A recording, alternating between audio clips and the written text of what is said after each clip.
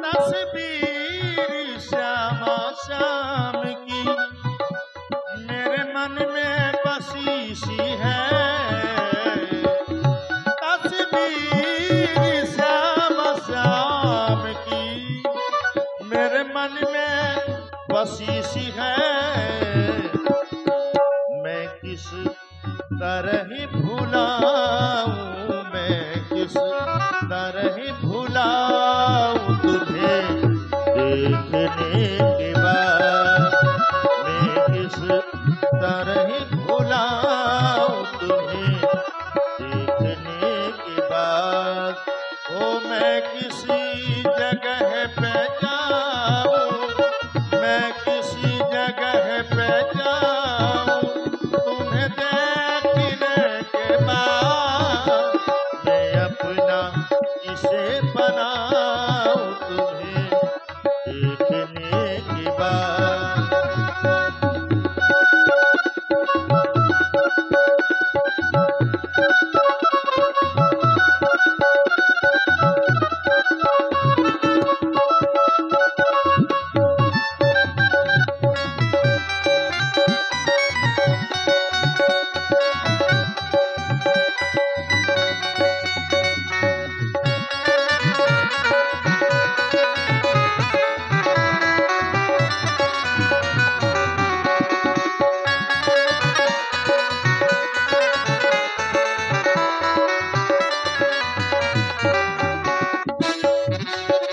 भाग्य मानुष तन पावा, सुर दुर्लभ सब ग्रंथन गावा। ये मनुष्य का शरीर हमें बड़े भाग्य से मिला है। ये गोस्वामी तुलसीदास ने लिखा कि ये साधन धाम, ये साधना का घर है, धाम है। साधन धाम मोक्ष कर द्वारा। मोक्ष के विषय में मैंने आपको कल बताया था कि हमारे जो पुरुषार्थ हैं, अर्थ धर्म काम मोक्ष, जीव का अंतिम पुरुषार्थ है मोक्ष। मोक्ष का मतलब फिर हमें इस संसार में ना आना पड़े, भगवान हमको अपने निकट रख ले, हमें भगवान की निकटता प्राप्त हो जाए, भगवान की सानिध्यता प्राप्त हो जाए, इसी को मोक्ष कहते हैं। तो उस मोक्ष को प्राप्त करने के लिए हमें ये शरीर प्राप्त हुआ है। ये साधना का घर है। जानते हैं घर किस चीज से बनता है? घर ईंट गारे से बनता है ना। और जेल किस चीज से बनती है? जेल भी उसी चीज से बनती है, ईंट गारे से। परंतु घर और जेल में अंतर है। क्या अंतर है? हमारा शरीर है ना, वही शरीर 5 तत्व से बना है, छित जल पावक गगन समीरा। उसी तरह घर भी 5 तत्व ईंट गारे से बना है और जेल भी ईंट गारे से बना है। हमारा शरीर भी 5 तत्व से बना है। ये तीनों को हम कैसे, घर में हमें स्वतंत्रता है, हम जब चाहे घर जा सकते हैं, जब चाहे घर से बाहर आ सकते हैं। और जेल में स्वतंत्रता है क्या? जेल में हम अपनी इच्छा से बाहर अंदर नहीं जा सकते। इसलिए भगवान कहते हैं मैंने तुम्हें बहुत अच्छा साधना के लिए घर दिया है, और इस घर को तो जेल बना करके मत रख, इसको साधना का मंदिर बना ले, इसको जेल मत बना। गोस्वामी तुलसीदास जी ने उस व्यक्ति से कहा जिसने पूछा कि भव सागर पार करने का सबसे सरल मार्ग क्या है? तो गोस्वामी तुलसीदास ने कहा सबसे मार्ग तो यही है कि नाम, भगवान का नाम जाप करो। नाम जपत भव सिंधु सुखाही। आप नाम का जाप करिए तो भव सागर सूख जाएगा। फिर जब वो भव सागर सूख जाएगा नाम के जप के प्रताप से, तो सीटी बजाते हुए चले जाओ, कोई परेशानी नहीं।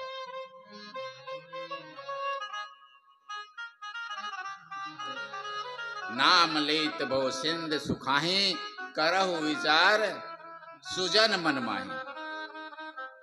ये अच्छे लोग भजन के माध्यम से भी हम भवसागर पार कर सकते हैं। नाम लेने के माध्यम से भी, नाम लेने के अनेक तरीके हैं। ऐसा नहीं कि हम माला लेकर के बैठ गए, हमारे सब काम पड़े। हम तो शरीर से संसार के व्यवहार के काम करें और मन से भगवान का जाप करें, यह भी हमारे लिए उचित। गृहस्थ जीवन में तो कई चीजें छूट है, उतने ही पूजा पाठ करना चाहिए जिसमें गृहस्थी बिगड़े नहीं। अगर गृहस्थी बिगड़ गई तो पूजा पाठ भी का कोई अर्थ तात्पर्य नहीं रहा। माताएं उस समय भगवान का भजन करें, भगवान की पूजा करें जब बच्चे पढ़ने चले जाएं,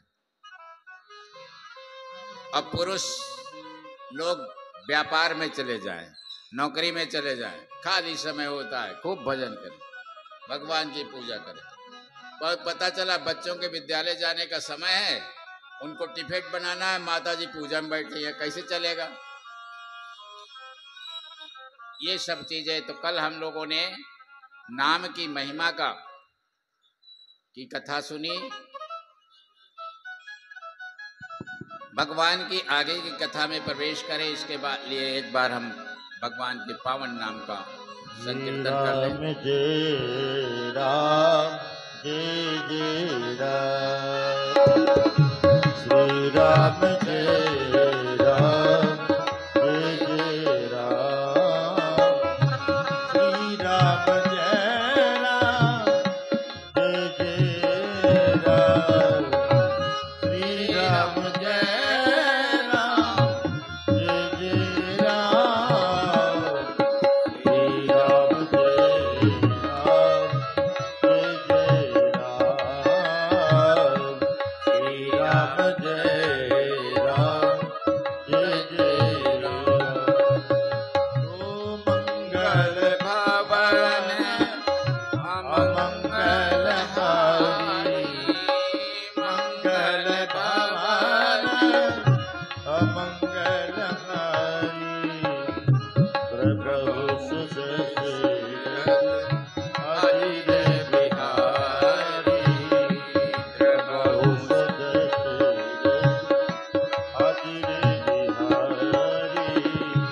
जय जय जय हनुमान गोसाई, जय जय जय हनुमान गोसाई, कृपा करहु गुरु तेरे की नाई, कृपा करहु गुरु तेरे की नाई, यही विधि नाथ होय हित मोरा, यही विधि नाथ होय हित मोरा, करहु दास में तोरा, करहु सुबेगी दास में तोरा, श्री राम जय राम जय जय राम, श्री राम जय राम जय जय राम, श्री राम जय राम जय जय राम, श्री राम जय राम जय जय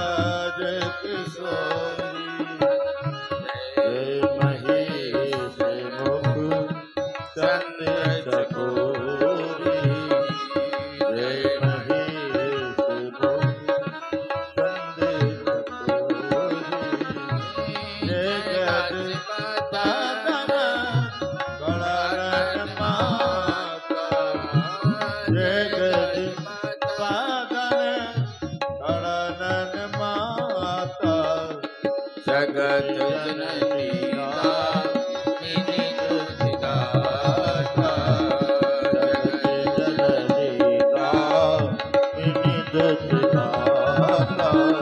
श्री राम जय राम जय जय राम श्री राम जय राम जय जय राम श्री राम जय राम जय जय राम श्री राम जय राम जय जय राम।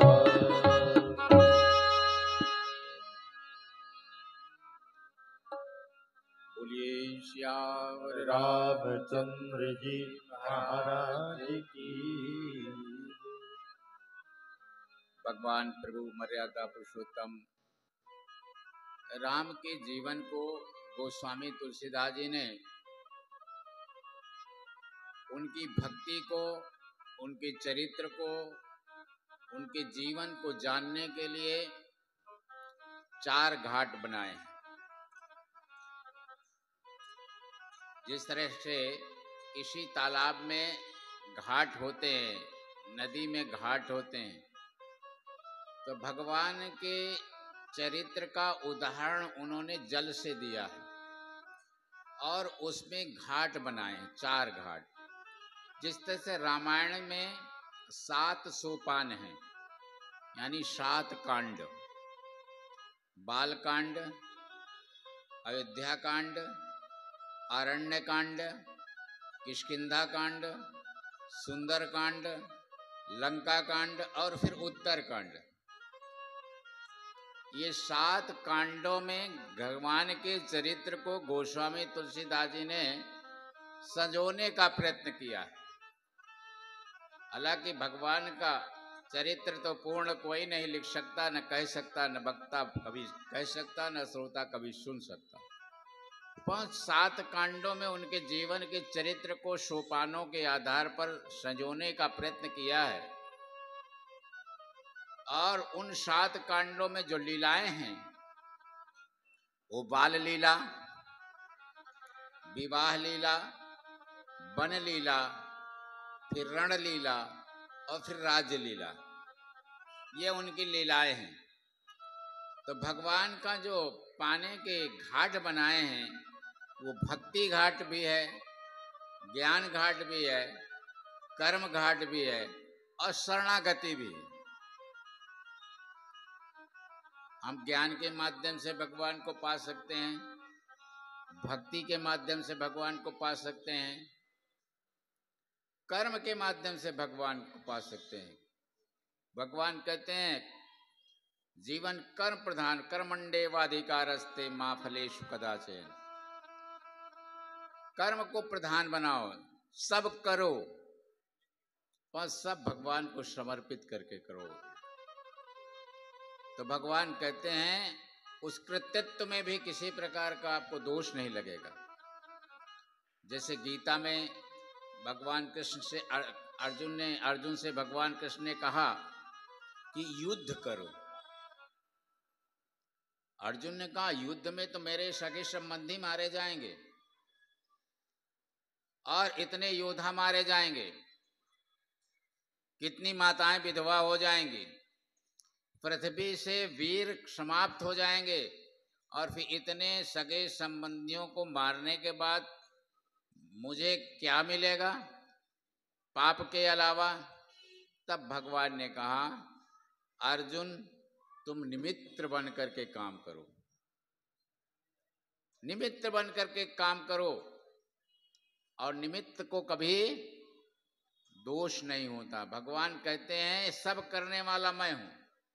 अर्जुन को विराट रूप दिखाया, जब विराट रूप दिखाया तो क्या देखता है अर्जुन कि सामने जिनसे युद्ध करना है वो भगवान के विराट रूप में मरे हुए पड़े हैं।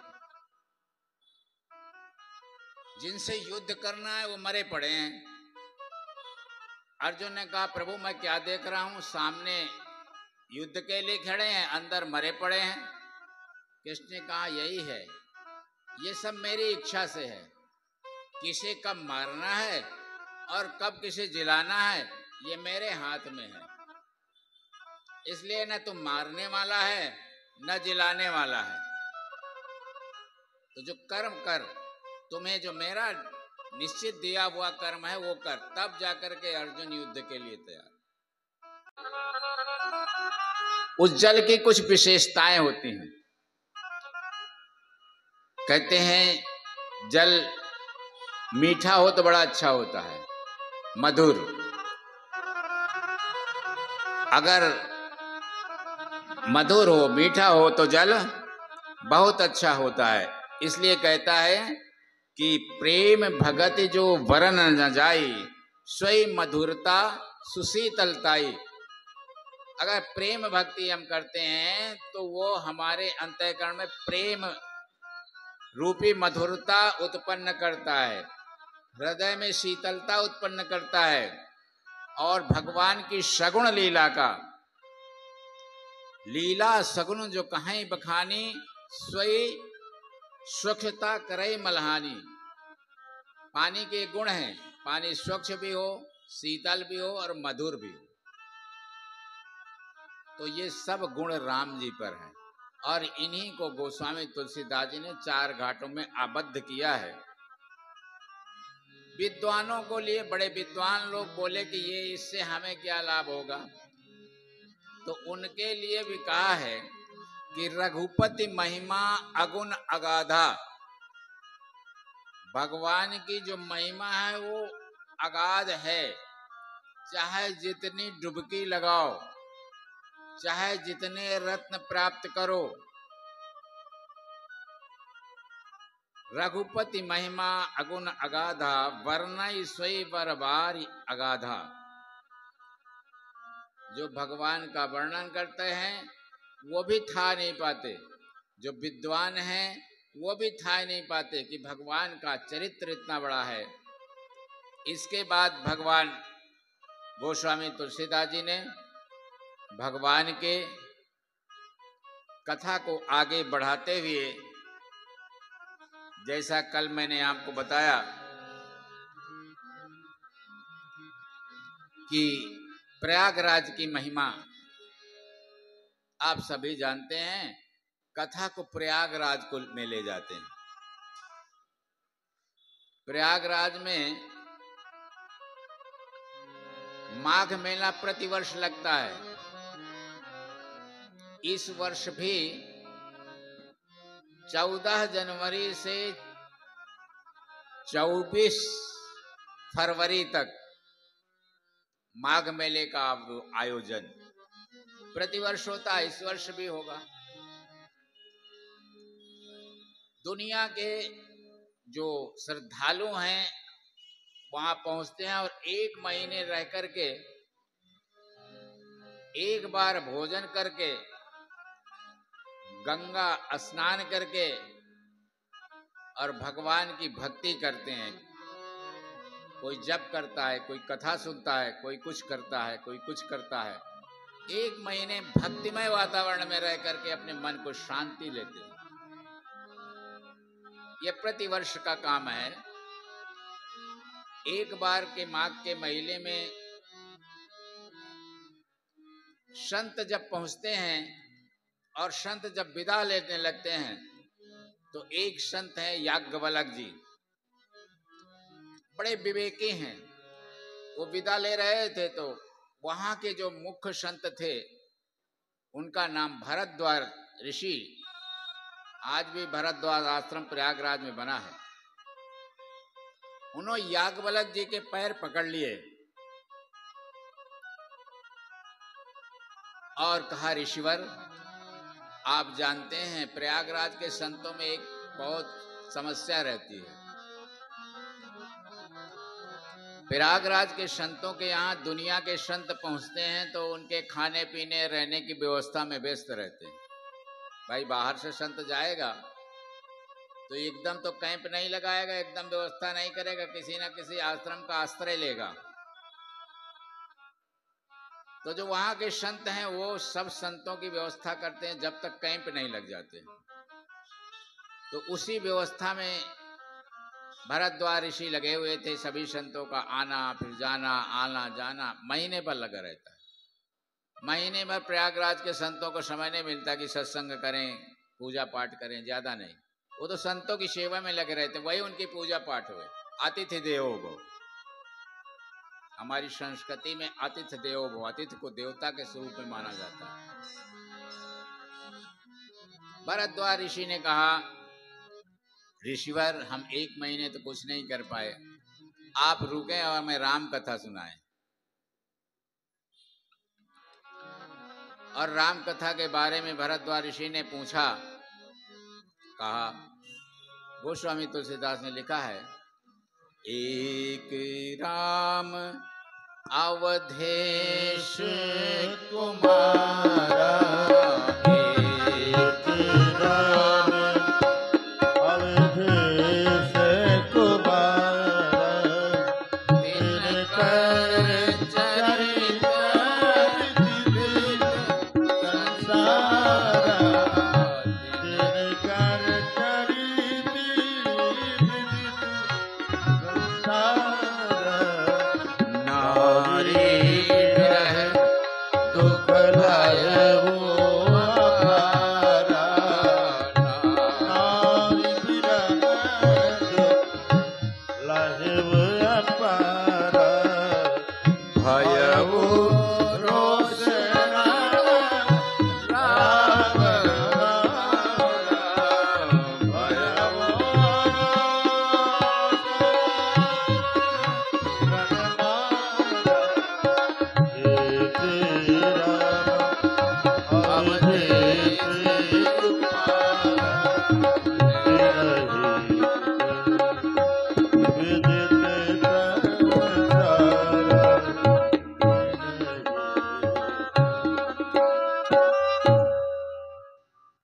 भरद्वाज ऋषि ने पूछा कि मैं एक राम को तो जानता हूं, एक राम अवधेश कुमारा, महाराज दशरथ के पुत्र, जिनकी पत्नी को रावण हर ले गया और वो सामर्थ्यवान थे, लंका पर चढ़ाई किया और रावण के विजय प्राप्त करके रावण से अपनी पत्नी को वापस ले आए। प्रभु श्री राम की अपर को जाहि जपत त्रिपुरार, वही राम हैं कि कोई दूसरे हैं जिनको भगवान शंकर जाप करते हैं? क्योंकि अगर वही राम हैं तो उसमें कोई विशेषता तो नहीं दिखाई दिया हमको। किसी की कोई अच्छी चीज, कोई प्रिय चीज कोई ले जाएगा, सामर्थ्य होगा तो वो वापस ले आएगा। ये बड़ी छोटी सी चीज है, फिर भी गोस्वामी तुलसीदास जी ने इतना बड़ा ग्रंथ लिख दिया। गांव में कहावत कहते हैं कि एक रावण एक रामन्ना, एक क्षत्रिय एक ब्राह्मणना। उसने उसकी नारी चुराई, उसकी भई लड़ाई, तनी बात की बातन्ना, तुलसी लिख गए पोथन्ना। छोटे से बात और इतनी बड़ा ग्रंथ लिख गए। याग बलक जी बहुत मुस्कुराए, जाग बलक बोले मुस्काई, तुम्हें विदित रघुपति प्रभुताई। हे महाराज, हे महात्मा, हे ईश्वर, आपको राम का महात्मा ज्ञात है, परंतु आप यह प्रश्न करके संसार को बता करके भगवान के चरित्र को सुनाने का प्रयत्न किया है। इस तरह से याज्ञवल्क्य जी भरद्वाज ऋषि को कथा सुनाते हैं और कहते हैं त्रेता में एक घटना घटी। गोस्वामी तुलसीदास ने लिखा, एक बार त्रेता युग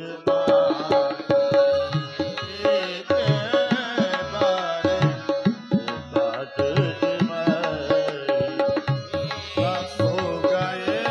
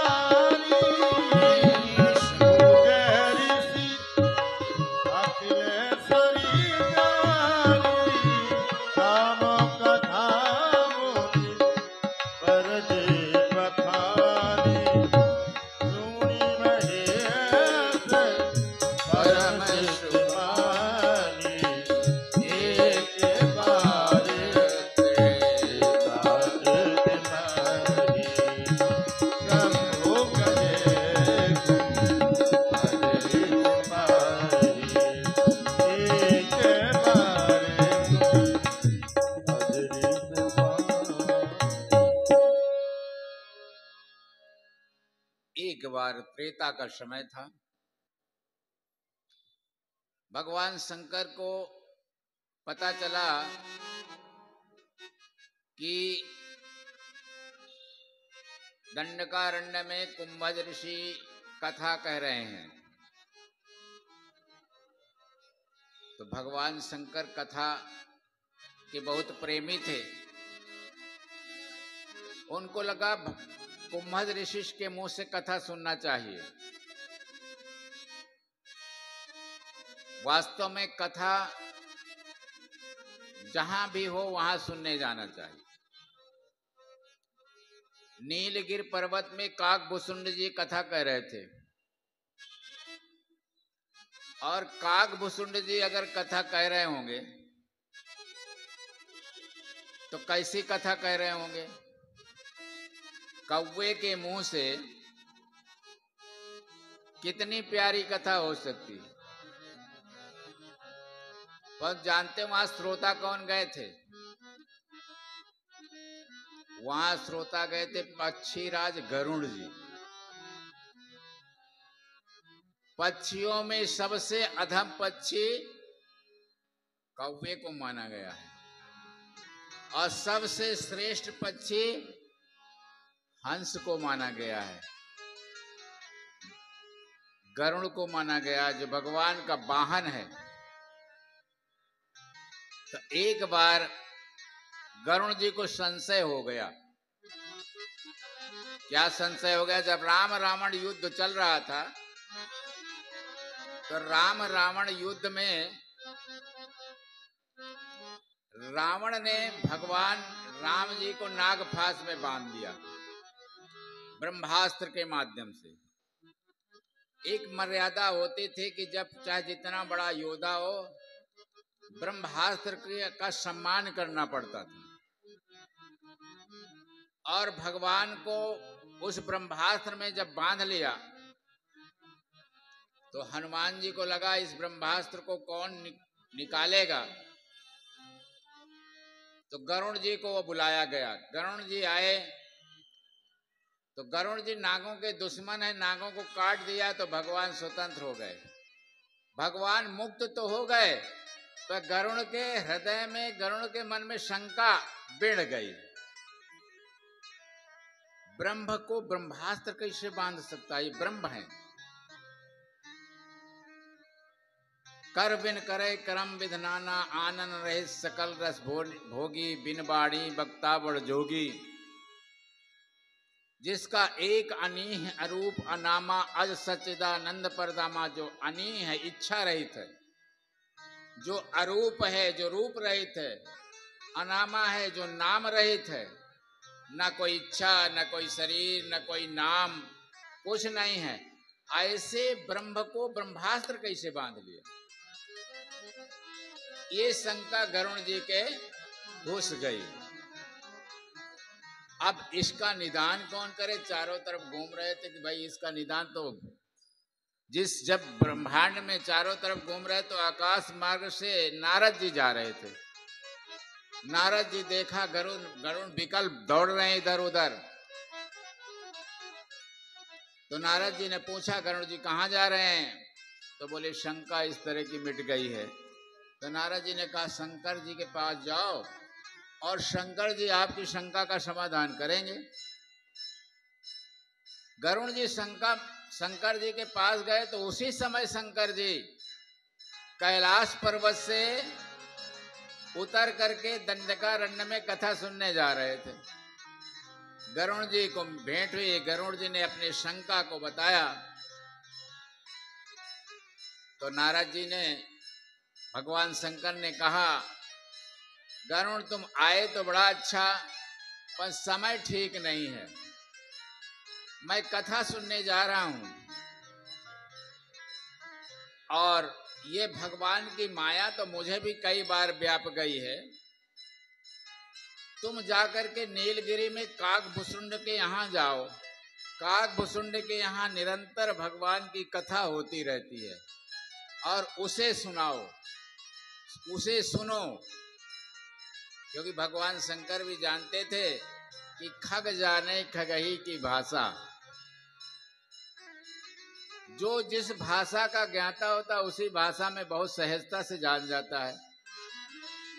भगवान शंकर को लगा अगर मैं समझाऊंगा तो देर लगेगी और काकभूषुंड के पास जाएगा तो ठीक रहेगा। गरुण जी काकभूषुंड जी के पास गए, वहां देखा कि बड़े बड़े पक्षी बैठे और काकभूषुंड जी आसन में बैठे कथा कह रहे हैं। गरुण जी भी बैठ गए।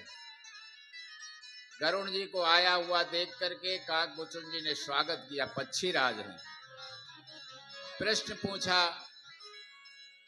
तो गरुण जी ने भगवान के चरित्र का शंका बताई। काकभूषुंड ने कथा सुनाया और गरुण जी ने सुना। तो कथा कहीं भी हो, किसी के मुख से भी हो, कथा सुनने जाना चाहिए। जब पक्षी राज गरुण जा रहे हैं, आज भगवान शंकर भी कैलाश पर्वत से दंडकारण्य आ रहे हैं। कैलाश पर्वत ऊंचाइयों का प्रतीक है और दंडकारण्य निचाई का प्रतीक है। कैलाश पर्वत पवित्र स्थान है और दंडकारण्य श्रापित स्थान है। परंतु भगवान शंकर कैलाश पर्वत से उतर करके और दंडकारण्य कथा सुनने के लिए जाने के लिए ललायित हुए। जब शंकर जी जाने लगे तो भवानी ने सोचा कि प्रभु जा रहे हैं, हमें भी कथा सुनना जाना चाहिए। तो गोस्वामी तुलसीदास जी ने लिखा है कि भगवान शंकर कथा सुनने अकेले नहीं गए, संग सती जग जननी भवानी, संसार की माता सती भी गई हैं। और जब कुंभज ऋषि के आश्रम में पहुंचे तो कुंभज ऋषि को लगा ये अरे तो अखिलेश्वर आए हुए हैं। रामायण का लेखन भगवान शंकर ने किया था। ये रामायण के रचयिता स्वयं राम कथा सुनने आए। कुंभज ऋषि बहुत प्रसन्न हुए, खड़े होकर के भगवान शंकर की पूजा किया, आरती किया। भगवान शंकर को लगा कि ये कितना निरहंकारी संत है, हम सूता बन करके आए हैं, ये वक्ता हैं, वक्ता हमारी पूजा कर रहे हैं। परंतु उसी विषय को लेकर के सती के मन में द्वंद्व आ गया। इसी को कहते हैं सती का द्वंद्व। सती के मन में द्वंद्व आया कि ये कैसा वक्ता है जो हमारी पूजा करता है और हमारी पूजा करने का मतलब ये कि हमसे श्रेष्ठ नहीं है, और जब हमसे श्रेष्ठ नहीं है तो इसकी कथा क्यों सुने। तो वहां पर गोस्वामी तुलसीदास ने लिखा है कि भगवान शंकर ने तो कथा सुना पर सती ने कथा नहीं सुना।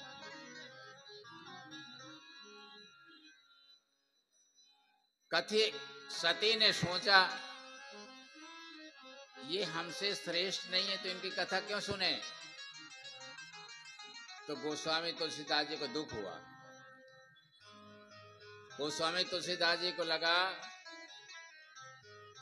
इस सती ने मेरे भगवान की कथा नहीं सुनी।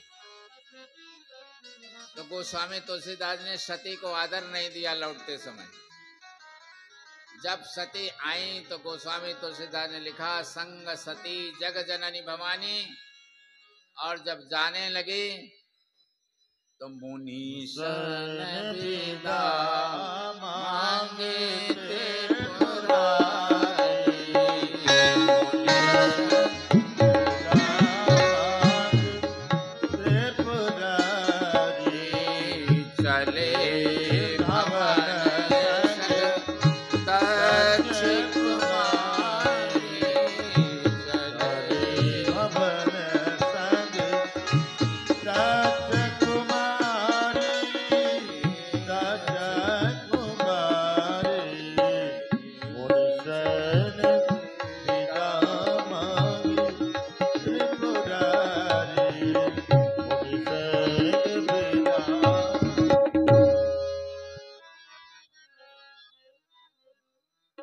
मुनिशन विदा मांग त्रिपुरारी। चले संग लय दक्ष कुमारी। नमस्कार मित्रों, मैं हूं महेंद्र कुमार और आप देख रहे हैं हमारा YouTube चैनल महेंद्र अवधपुरी, जिसका सिद्धांत है, जिसका उद्देश्य है कि समाज में आजकल की जो नई युवा पीढ़ी है उनके लिए योग, संस्कार, सेल्फ डिफेंस, मोटिवेशन, टैलेंट, ऐसे ढेर सारी विधाएं हमारे चैनल के माध्यम से प्रसारित की जाती हैं। तो हमारे चैनल से जुड़िए, हमारे चैनल को सब्सक्राइब कीजिए और लोगों को शेयर कीजिए। बहुत बहुत धन्यवाद।